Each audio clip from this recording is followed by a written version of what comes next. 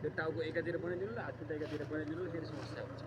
त्यही भएर मैले अहिले भोट मागेको टाउकोको लागि हो।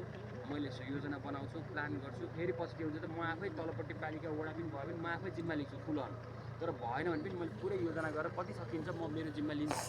मैले सकेको राम्रो गर्छु।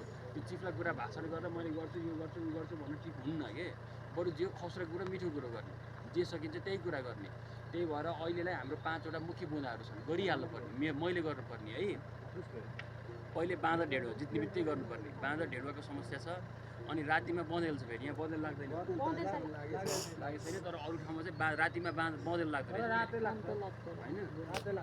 अनि दोस्रोमा चाहिँ स्वास्थ्य छ। तपाईँ गरिब हुनुभयो भने तपाईँ पक्लकै यहीँ मर्ने हो, कोही आएर केही चेक गर्नेवाला छैन होइन। शिक्षा पनि त्यही नै हो। शिक्षा हो धनी भयो भने पाइयो शिक्षा, नभए पनि पाइएन, गरिबलाई पाइएन। तर हाम्रो के भन्दाखेरि शिक्षा स्वास्थ्य भनेको खानेपानी बराबर हुनुपर्छ। खानेपानी त धनीलाई नि एउटै हो, गरिबलाई नि एउटै। स्वास्थ्य राम्रो पानी त पाउनु पऱ्यो नि त। त्यही भएर मौलिक अधिकारको हुनुपर्छ। पैसा भएन भन्दैमा यहीँ मर्न हुँदैन, पैसा भएन भन्दैमा राम्रो शिक्षा नपाउने, शिक्षाबाट वञ्चित हुँदैन भन्ने हो। त्यसको लागि हामीले काम गर्नुपर्ने छ। अनि चौथो भनेको रोजगारी हुनुपर्छ। 20-25 हजार 30-35 हजारलाई विदेश जानु नपरोस् भन्ने हामीले त्यो वातावरण बनाउँछौँ। धेरै रहरै लाएर जानेले रोक्न सकिन्न, त्यो चाहिँ भन्नु पऱ्यो नि त। कोही त रहर लाएर पनि जान्छ नि त, दुवै जाने भने जुर गर्लान्। तर घरमा बालबच्चा श्रीमती भोरी आँसु बनाएर, आँखा भोरी आँसु बनाएर जानु नपरोस्, कम्तीमा बाध्यताले जानु नपरोस् के, त्यो हो। 5औँमा चाहिँ के छ भन्दाखेरि भौतिक पूर्वाधार, सडक, शिक्षा, स्वास्थ्य, खानेपानी सबै चाहिँ राम्रो तरिकाले राम्रो क्वालिटीको हुनु पऱ्यो के। सडक पनि बन्छन्, एउटा गाडी चलाउनु पनि गर्न मिल्दैन कि नबनाऊ, बनाउने राम्रै डिजाइन गरेर बनाऊ होइन र। त्यो गाडी त्यो जान नमिल्ने, बाइक त्यो जान नमिल्ने सडक किन बनाउने हो र। वर्षमा एकपटक सोर्न पनि आउँदैन क्या, बजेट त छोडिदिनुहोस्। अब यहाँ निशाना बना छोडेर गयो, अब वर्षमा एकपटक सोर्न पनि आउँदैन। अब हेर्नु न यहाँ कस्तो छ बाटो। त्यही त अब यो कुरा चाहिँ तपाईँलाई मैले देखेको रुरुमा चाहिँ हाम्रो भर्खरको युवा हुनुहुँदो म जस्तै तपाईँले सुन्नुभयो होला नि। रुरुको युवा चाहिँ सबै त्यहाँ म जहाँसुकै गाउँमा जाँदै गर्दाखेरि पनि यत्तिको मेयर छानेछन् कि राम्रो नेता छानेपछि त हुँदो रहेछ त। त्यहाँ अहिले पनि गएर गर्नुहोस्, त्यहाँ कम्प्लेन छैन कि।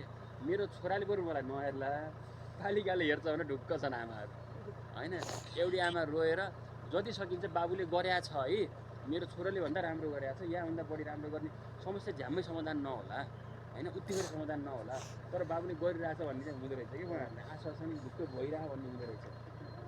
त्यही भएर अब रुरुमा हामीले धेरै मिहिनेत गर्न परेन, यसरी बुझाउनै परेन। त्यहाँ गएर उनीहरूले अटोमेटिक भने बाबु तिमीले योजना बनाउने प्लान गर्ने हो, यतापट्टिको योजनाले चाहिँ काम गर्ने हो, अन्त सिधै भन्नु म जानै पर्दैन। उनीहरूले बल्ल राज्य संरचनाले कसरी काम गर्दो रहेछ भन्ने बुझे कि।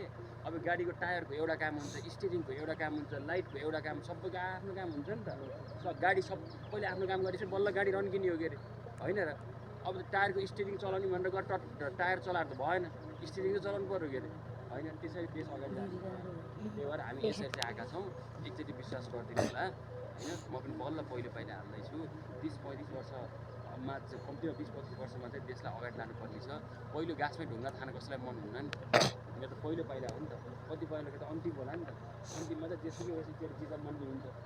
तर मलाई त पहिलो पाइला सुरुमै हरेस खान मन छैन। त्यही भएर अहिले धेरै समय पनि कम छ, धेरै ठाउँमा जानुपर्ने छ।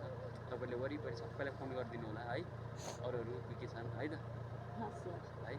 अरू मैले साथै 5वटा कुरामा चाहिँ 5 वर्षमा गर्नुपर्ने 5वटा कुराहरूमा तपाईँले भनेको कुराहरू सबै समेटेँ होइन त है त। त्यति भयो, अहिले निस्किन्छु है। है फेरि भेटौँला है त।